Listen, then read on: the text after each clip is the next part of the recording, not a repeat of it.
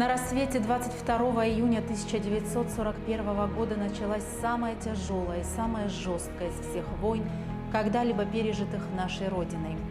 Армия гитлеровцев и их головорезов, одурманенная ядом фашизма и расизма, глубоко проникла на территорию Советского Союза.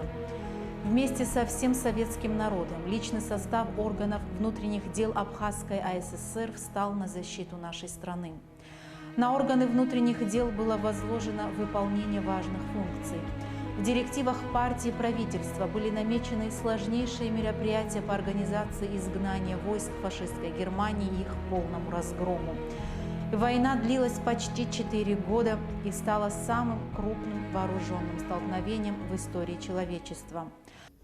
К сожалению, на сегодняшний день из числа ветеранов Великой Отечественной войны в органах внутренних дел почти никто не остался.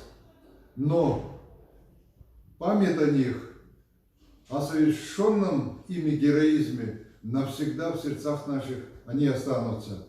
Сегодня многие из членов семьи ветеранов, внуки, сыновья, правнуки, можно сказать, продолжают службу в органах внутренних дел.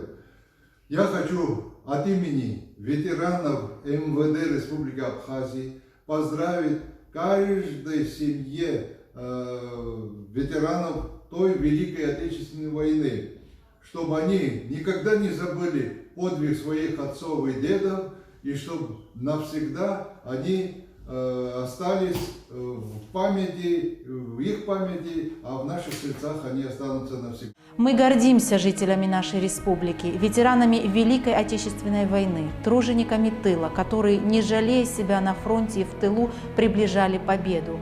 Память о войне и поколении победителей будет жить вечно. Боевой путь каждого участника войны – настоящий подвиг ради жизни на земле.